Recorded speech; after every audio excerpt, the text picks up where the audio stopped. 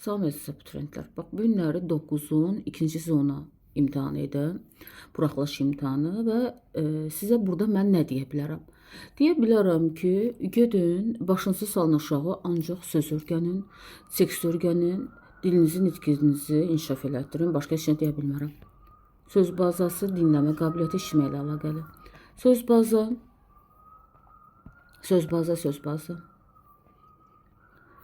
Söz baza, tərcümə etmə qabiliyyəti və getdik düz bura qədər. Bir dənə qramə gətirib də onda verib də, saytdan sonra tu gəlməlidir mütləq. Uşaq düz yazıb da, tələbəmdir, 1-3 veribdir. Sonra qramə ilə əlaqəli isim gəlibdir, isim gəlməyibdir. Yəni ki, aslı müstəqilə gedəcəkdir, uşaq düz veribdir.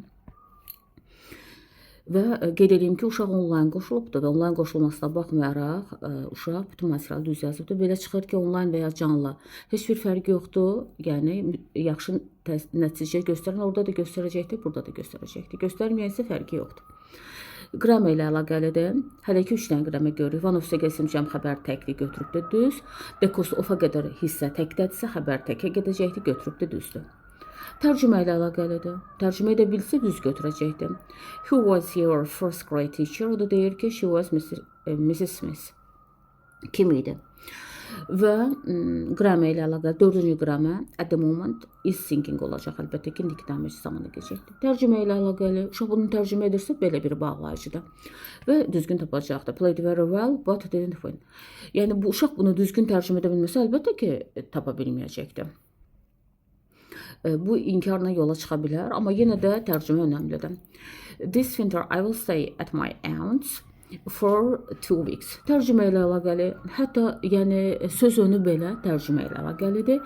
To stay at hazır ifadədir, bunu qəbul edək, amma for 2 weeks deyir ki, 2 həftəlik orada qalacağam. Tərcümə eləməli idi, görsün nə olan şeydir o səbəbdən. Passive voice, məşğul növ və qramədir, razıyam.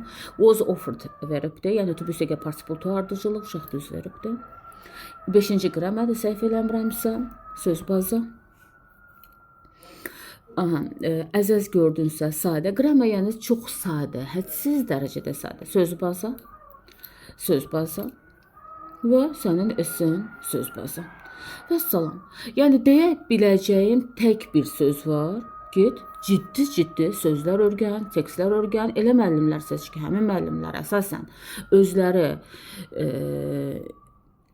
danışmağı bacarsınlar, nitqi yüksək olsun, özləri esse yazmağı bacaran olsunlar. Çünki yəni bunu bacaran sənə də öyrədəcəkdir. Bacarmayan öyrətməyəcəkdir, ancaq aksenti verəcəkdir qraməyə və sən də gedib qramədə gördüyün kimi qramədə heç nə yoxdur. 6-7 dənə qramə var, o da ki çoxsu çox sadədir və yaxud da ki sırf tərcümə ilə əlaqəlidir. Deyə biləcəyim budur.